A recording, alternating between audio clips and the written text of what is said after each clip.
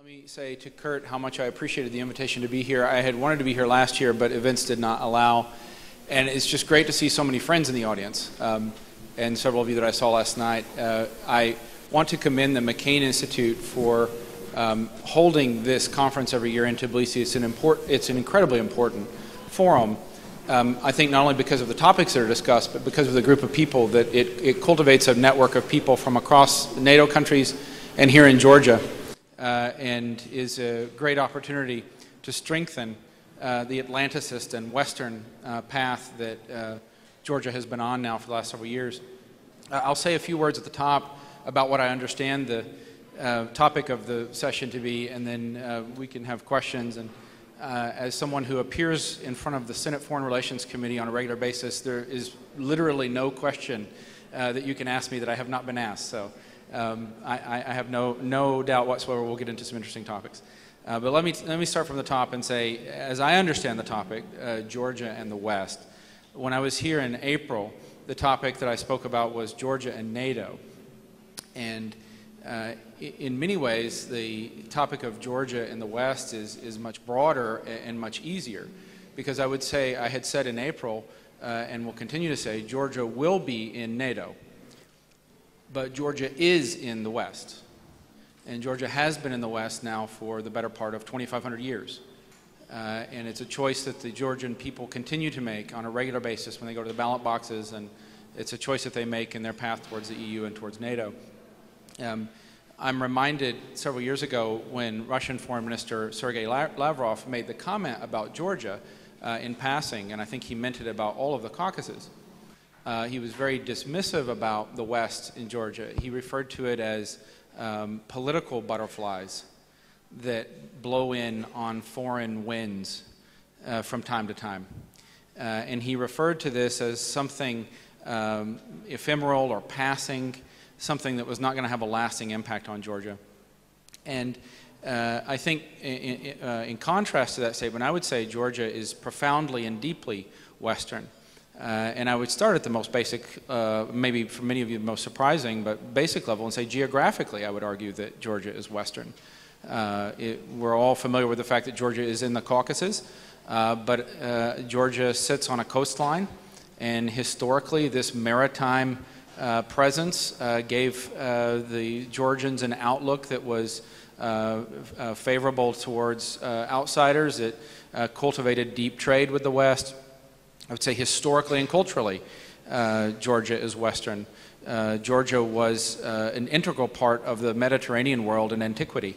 And any of you who are classical scholars know the allusions, countless allusions to the kingdom of Colchia, and the people here figure very prominently in Mediterranean literature, politics, trade.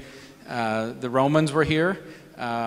Vespasian built forts, and Pompey brought Roman law. Roman law was here for 1,000 years and thrived and took very deep root. So rule of law has a very long history here. Western rule of law has a very long history here. But then I would argue, perhaps most importantly, Georgia is Western by choice. That Georgian people have repeatedly chosen a Western future for themselves, a future of democracy, of European integration and membership in NATO. It's really remarkable when you think about in a short period of time how the nation of Georgia has established strong foundations for democracy in a very difficult neighborhood, pulled itself up by its own bootstraps economically as well as politically, built strong political and economic institutions. The Georgian GDP has increased by something like 400% in the last 25 years. Georgian political institutions fight against corruption, the association agreement with the European Union, visa-free travel, the relationship that Georgia has with NATO. So I think Georgia has repeatedly chosen a Western future, and I would say Georgia is an important symbol of freedom and Western values and democracy, precisely because it's in a difficult neighborhood where historically it's not been easy for those things to flourish. The United States has been a very important, I would say instrumental, part of Georgia's commitment to the Western world. In the last 25 years, more than $32 billion in U.S. aid and assistance of various types have gone into Georgia. And I think we've seen a very good return on that investment with Georgia strategically as well as politically and economically. The United States has worked to develop very deep political relationships. We've worked alongside the European Union to encourage political reform. Today, we work with the Georgians in a variety of fields, but I would argue today U.S. cooperation with Georgia is stronger than it's ever been. And I think you see this first and foremost in the security realm. It was long overdue, in my view, for this administration to provide Javelin missiles to Georgia to enable it to defend itself. The Georgian Defense Readiness Program, which came into place a couple of months ago, is a program that helps Georgians not only learn to use those weapons, but helps Georgian soldiers who have been engaged in counterterrorism operations in Afghanistan and elsewhere understand the basics of territorial defense. Georgia is a strong partner in Resolute Support Mission, is, as most of you know, the highest per capita contributor to that mission. Altogether has contributed 16,000 troops in the last few years to various U.S.-led and NATO missions. The military exercises that we have underway, noble spirit and agile spirit and noble partner, one of which is underway now, are both ways that the United States has continued to develop a close security relationship with Georgia. And I think that would be important in any case, but I think particularly given that the path to NATO is not something that will bear fruit overnight.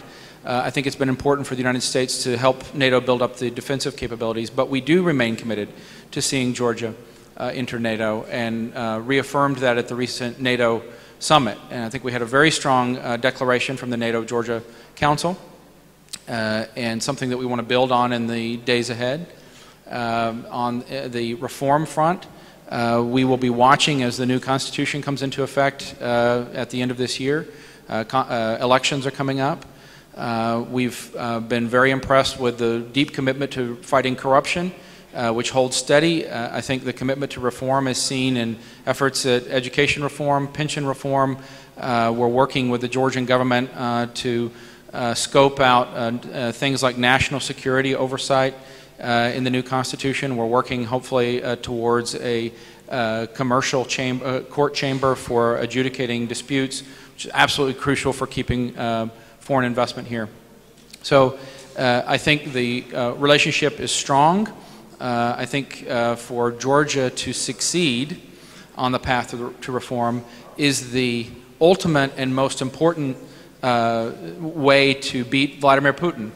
Speaking bluntly, I would say of Georgia what I would say of Ukraine, that Putin has a kind of thesis that Western democracy will fail in the countries that border Russia. And I think the success of Georgia as a model democracy, as a westward-facing strategic partner, and also as a reliable transit country in energy are absolutely crucial for disproving that thesis. And so I would sum up by saying that I think Lavrov was dead wrong when he talked about the West being political butterflies that flitter into Georgia from time to time, but something that doesn't have staying power. I think the Western idea is very deeply rooted in Georgian hearts and is shown in the strength of our political, economic, and security relationship with Georgia today. So thank you again for having me, and look forward to a good discussion. Thank you, Wes. Thank you. You almost answered partially all of the questions I wanted to ask.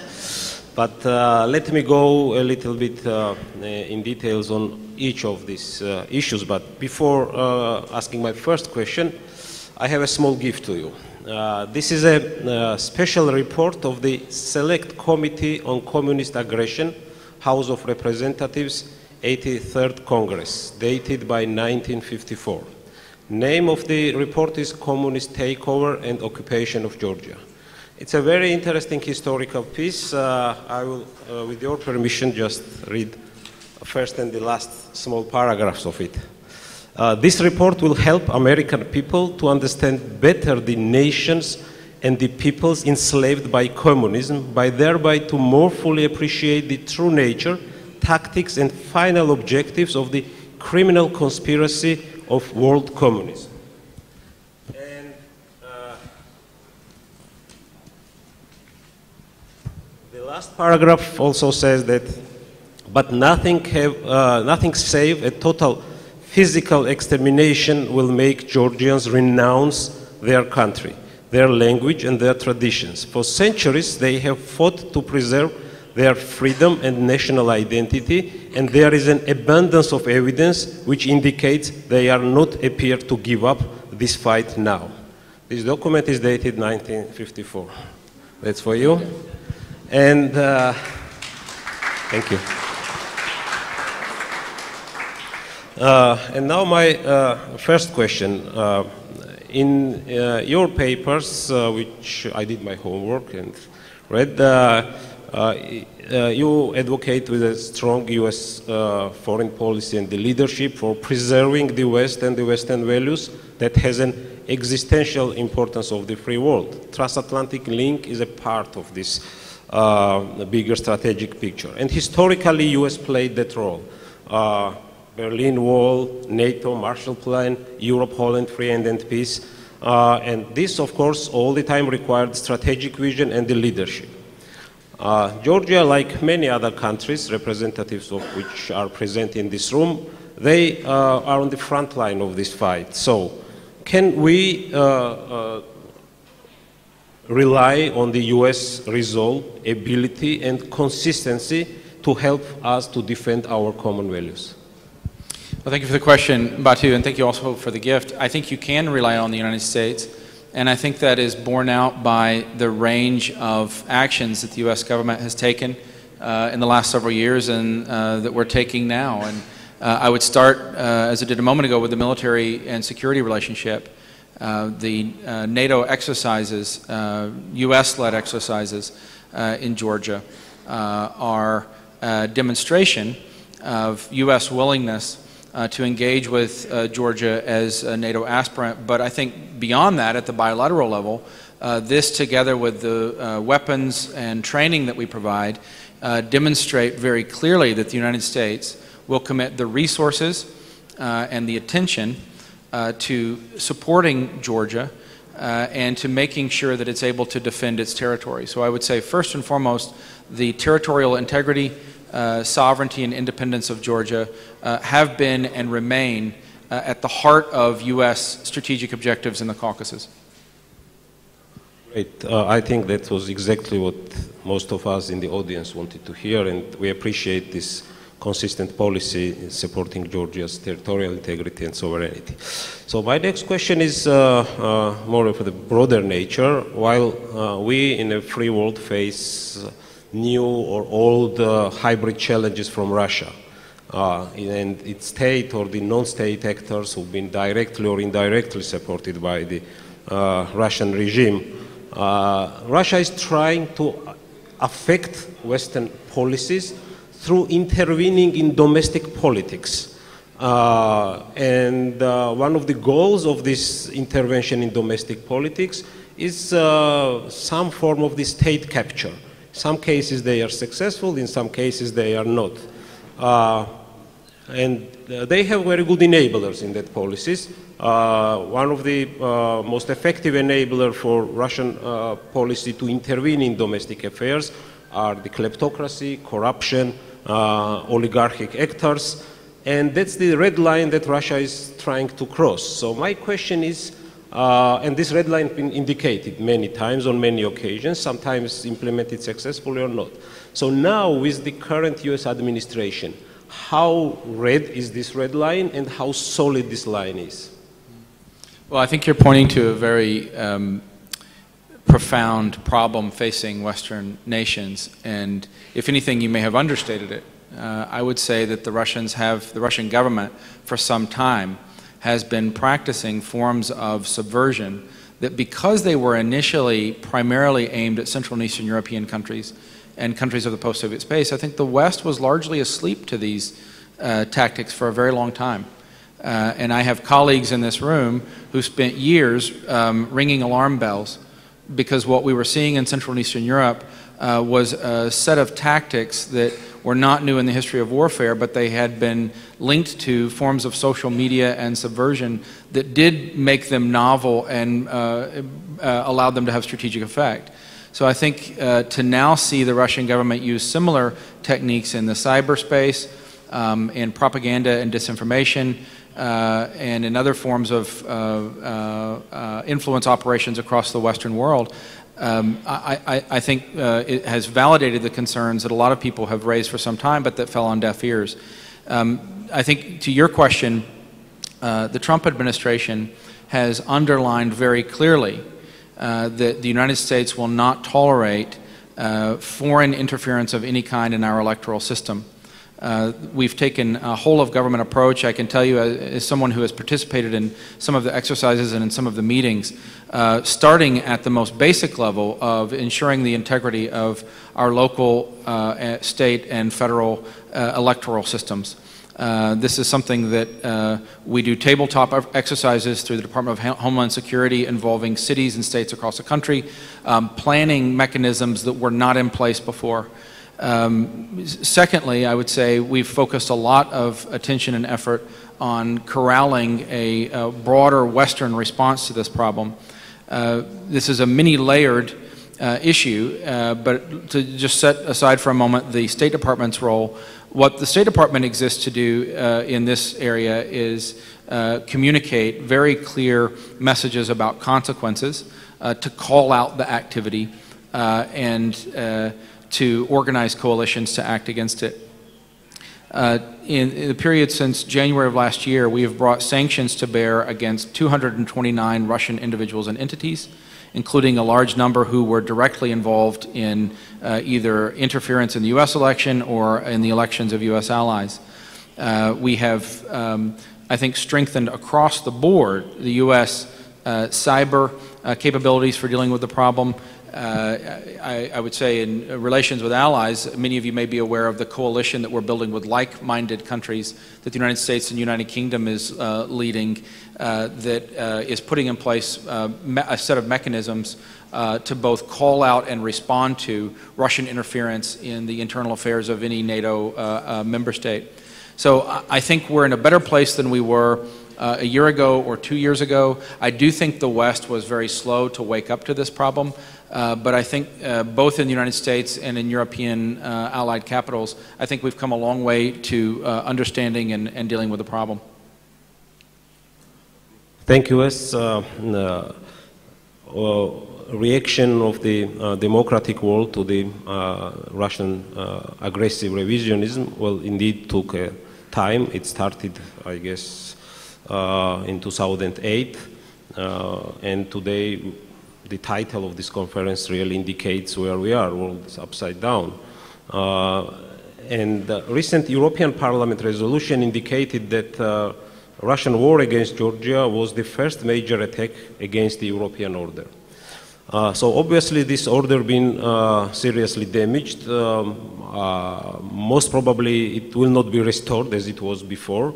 Once most of the pillars or the international organizations that were supposed to be preventing or reacting were not that effective at that time. And then it comes the necessity of creation of new kind of an world order. So fast forward, how we'd see after several years major components or the major pillars of the perceived new order from the US perspective as a global leader?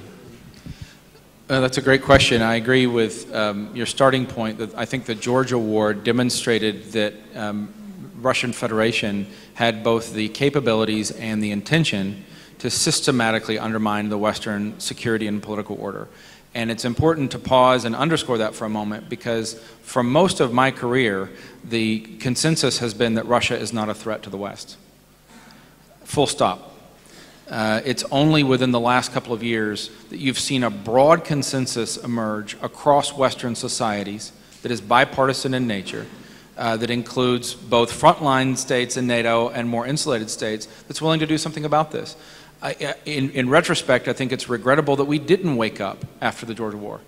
It was 6 months after the Georgia War that we launched the U.S.-Russia reset, which was a colossal folly, and perhaps based on good intentions, but took us down a path that I would argue helped to indirectly contribute to the conditions that created the Ukraine war.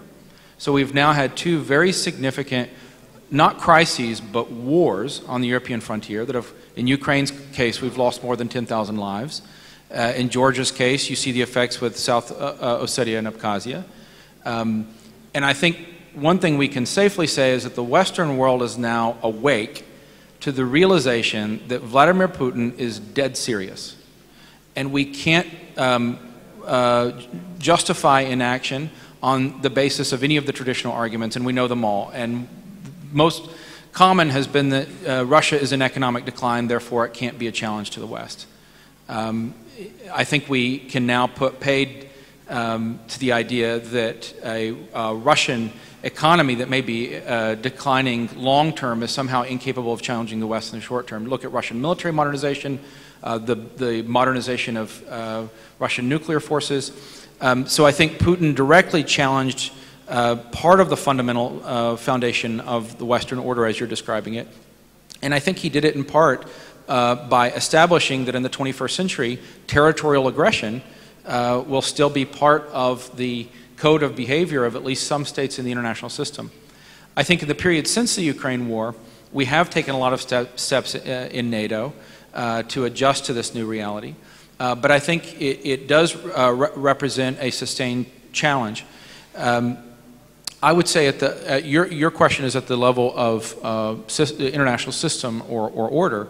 I would point to the National Security Strategy as a very serious document that's worth reading because it states very clearly what I think will continue to be a primary concern for U.S. Policymakers for the foreseeable future, probably the rest of our lifetimes, and that is equipping the United States and our allies to deal with what is likely to be a long-term competition with major strategic rivals. So the transition to big power competition. In the period since 9/11, we've been focused overwhelmingly on counterterrorism, and I think the National Security Strategy lays down a marker that says unless the Western world, starting with the United States, systematically prepares itself, rebuilding our economy, manufacturing, fairer trade, recapitalizing our nuclear arsenal, rebuilding our defenses, shoring up our allies, and not least making sure that our allies are bearing their fair share of the burden. Unless we start that now, in our lifetimes, we could see major powers, China and Russia, successfully challenge the Western order. So I think it's a wake-up call. I think it does require a kind of renovative mindset, meaning I think you have to have you have to look at the international order, you have to look at international institutions, many of which were created in 1945 or in the period immediately following the Second World War.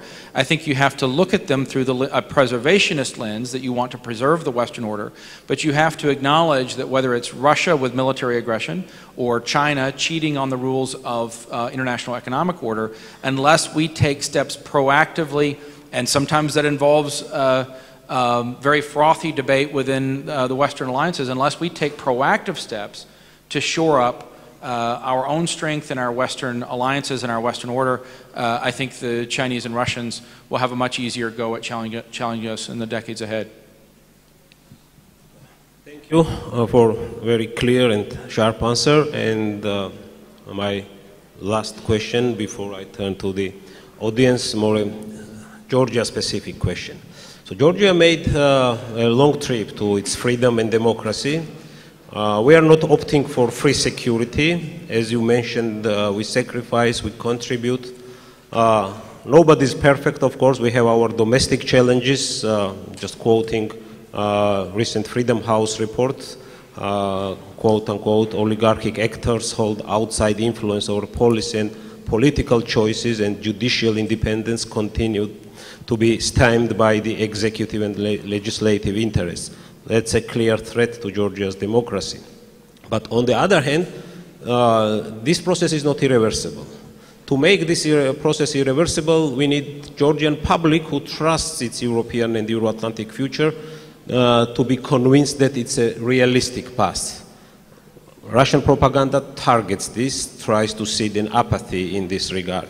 So my question is, do we believe that Georgia's accelerated NATO membership is a possibility, referring to the Heritage Foundation's recent special report on Georgia, and also the part of it which advocates the Georgia's accelerated NATO membership, even having territorial problems? And do you think that this will make, first of all, democratic processes irreversible in Georgia, but also brings increased security and stability in European borders, at the European borders? Well, I would say of Georgia what I would say of Ukraine in this regard, which is the success of democracy in Georgia is the only way long-term to secure Georgia in a very difficult neighborhood and accelerate your path to Western institutions. I think the part of that is at the level of government reform. And I mentioned some of the areas that I know Georgia's leaders today are very much focused on. We want to see them stay focused on reform of the judiciary and complete of the fourth wave reforms, which I think are absolutely essential for having a healthy checks and balances and separation of powers in Georgia. I think the education system reform, I applaud the current Georgian government for making this a priority. We're looking right now, the United States State Department and USAID are working actively with our friends in Georgia to make sure that there are the resources and support needed to carry this out, because at the end of the day, the ability to pull Georgians out of poverty, to ensure that they have 21st century skill sets is as important or more important long-term than whatever weapons you're buying or whatever defense arrangements you're making. So I agree with the premise of the question. I think there is a battle for hearts and minds, and what the National Security Strategy talks about in competing for positive influence, that is a critical need in Georgia, across the post-Soviet space, across Central and Eastern Europe. And I'm not altogether sure that we're winning that at present.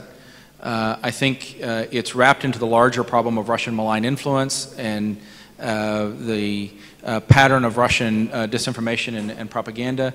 I think we've learned some of the Russian tools of subversion and are making headway against those, but I think others were less practiced. I would point out, for example, that most of our efforts to date in the Western world in working in places like Georgia have overwhelmingly focused on urban areas. I think there are large swaths of Georgian society that aren't using social media, where traditional culture, traditional society, the Orthodox Church, for example, has been a pathway of Russian influence indirectly. I think the ability of the Western world to embrace those communities and to make it clearer that Western values and Western institutions are not antithetical to traditional Georgian beliefs is absolutely fundamental for winning this contest long term. So I think we do have our work cut out for us there, but I think the Georgian people have chosen repeatedly and made it very clear to their leaders the future that they want, the kind of institutions that they want. And our job is to support that choice from the outside in resources, in engagement, and in competing for hearts and minds. Appreciate your answer. It's a very, very important message to the Georgian and international audience. So without further abusing my power of being moderator, I see a lot of hands. So well, that's the toughest thing now. Let me gather 3 questions in each round. So I had the first hands, Georgi, and Randy.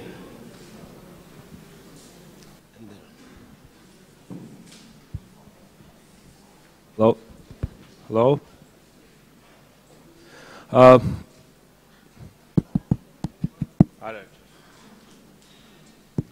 Hello. My name is Georgi Oniani. I represent Transparency International Georgia. Thank you very much for being a friend of Georgia and doing everything for us and for the region to effectively stand up against Russia. My question is also kind of Georgia specific. Could you please specifically tell us how concerned, if at all, you are with the state of affairs in the Georgian judiciary? Because the civil society of Georgia is definitely concerned with the prevalence of the so-called clan of judges, which acts like a kind of a mafia style. And how would you assess the decision by the president of Georgia not to nominate the Chief Justice candidate, and also the decision by the ruling party not to engage in consultations to agree on a candidate? Because as we see, that would be the very responsible decision, and that would be basically the last chance to change the kind of this dominance of clan of judges in the judiciary. Thank you. Well, thanks for the question. I think across post-communist societies, it's a fair observation that the reform of the judiciary has been the most difficult of all the areas of reform. And I think that's more or less universally true across post-communist states, Central and Eastern Europe, the Black Sea area, the Caucasus. So I would start by just underscoring the persistent difficulty that this presents. And to just give you one example of how hard this is, I have German colleagues who frequently point out to me that in Germany there are still debates about whether they made the right decision for how they formulated the judiciary after 1945. So I think this is this will be an ongoing matter of political focus and institutional reform for some time. I think the fourth wave judicial reforms are absolutely essential for the future healthy functioning of checks and balances in Georgia. And the matter of the Chief Justice appointment is one that I'm not going to get into the internal dynamics and how Georgia, this is ultimately a decision for Georgians themselves.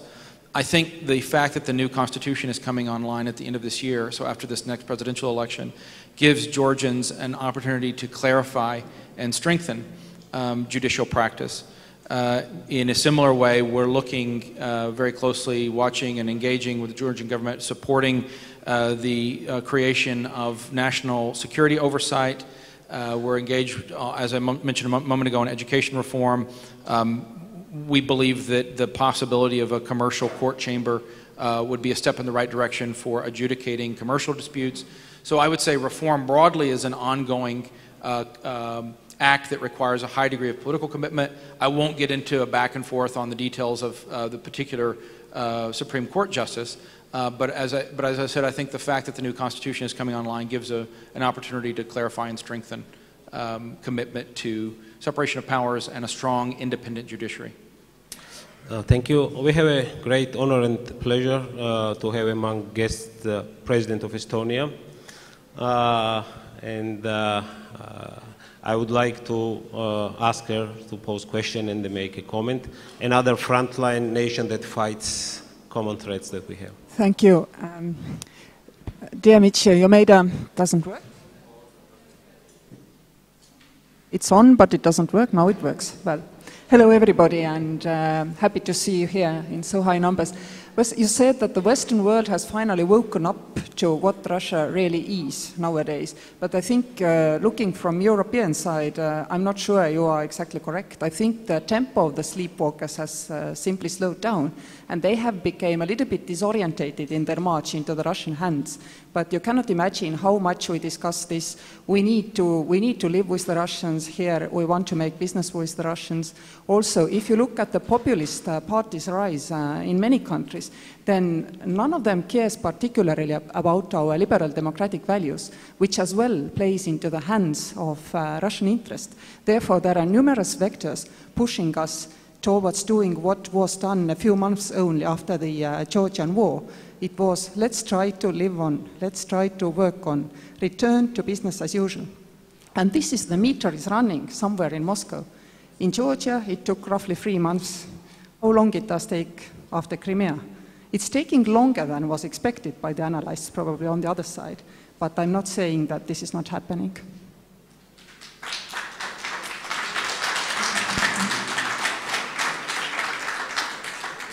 Well, I don't disagree with everything you've said. I think we do still see some areas of the Western Alliance where countries believe that it's possible to have a relationship of resource dependence and low defense spending, but somehow still be able to push back on Russian aggression.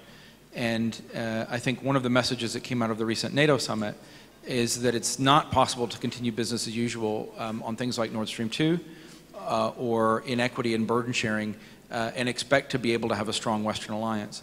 So I fundamentally agree with you. I think on the matter of changes in European politics, I would say it's important to acknowledge that European publics are exercising their democratic right when they vote. They are responding to and articulating legitimate concerns, economic, social, political concerns that I would argue Western political elites have not done a good job at all of listening to for the last several years. And I think you need look no further than the pressures of globalization and migration and how European countries have responded to these in the past to see that something has gone wrong. And I don't think it's enough to simply say, well, there's a problem of populism and our job is somehow to put that back in the box. I would reverse it and say there are problems that the established political parties of Europe have not been responding to, and democracy is simply doing what democracy does, which is deliver votes to those parties who promise answers to real problems. Now, whether those parties can deliver answers to those problems remains to be seen, but I think it's important to underscore the legitimacy both of the concerns that European voters have and the democratic process that they're using to express those concerns. Thank you. So, Georgi and Randy, let's collect two these questions, and I assume there might be repetitions, so I think for the sake of time we do like this. And, sorry. I've been told that there is a... You can take one more. Okay. One more? Okay. Thank you, Batu. Welcome back, Mr. Assistant Secretary. We met a few months ago in the U.S. Embassy as the representatives of the different parties. I'm Georgi Baramidze, representing United Nations Movement and coordinating defense and security issues. First of all, I have to say how immensely we appreciate United States' continuous support for strengthening Georgia's security capabilities, and recent decisions about javelins and other steps are immensely appreciated and vitally important for my country. But you would agree with me that it's far not enough. Russia is there, and Russia is not sleeping. So Russia is obviously in the mood to try to stop Georgia's not only democratic development but NATO membership. And we all know that Putin is serious about that. Before it was not very well understood. Now we have said that Question, this is please. now. Question, please. Now the era of the strategic deafness and the blindness is over. So we agree that Russia will do everything to stop Georgia. From other hand, there is already 10 years old decision of NATO that Georgia and Ukraine will be member of NATO. When we talk in the US Embassy, you were very optimistic about the upcoming NATO summit. Georgi, question, please. Yeah. We're running out of time. Unfortunately, not bold steps have been made. My question is, until Georgia is member of NATO, is current Georgian government, while talking with you, using these strategic tools of negotiations and conversation with the United States, requesting United States to start talking, at least at this moment, about the bilateral defense treaty? Thank you very much. Thank you for that question. I would say that NATO summit was a success for Georgia. First and foremost, because we had a strong and clear articulation of NATO policy, a statement that Georgia will be a member of NATO in the NATO Georgia Declaration, and also because we had, for the first time ever, a head of state, head of government format for that conversation. Look, I think the key here is to play the long game, and I would not overfocus on a single summit from Georgia's perspective. I would continue to build up the structural components that will make it harder to reverse Georgia's western track. And I think there's a security and a defense component to that. There's a political reform component to that. I would see a moment of opportunity in that, certainly in the United States, we are turning our attention to what is likely to be a protracted geopolitical contest. And I think that creates opportunities. OPEC, which was here recently, looking at development of infrastructure in Georgia, foreign military financing, foreign military sales. I would focus on strengthening the here and now of defense and security cooperation with the United States through things like the exercises that we have in place. I would focus on the things that you do have some control over, including in infrastructure, regional relations. So I think Georgia, 10 years out from 2008, again, going back to what Lavrov said a minute ago, I think we have a good story to tell. I think Georgia is in a better place than it was 10 years ago. I think that the Russians wanted to create a kind of neo-Brezhnev doctrine that deterred Georgia from continuing down the path to the west, and I don't think that's been the case at all. So I would leave you on that optimistic note. And I want to thank Kurt again for the opportunity to speak, and Batu for moderating. It's good to see many friends here, and I'm sorry we didn't have more time for more questions. Thank you, Wes. Thank you.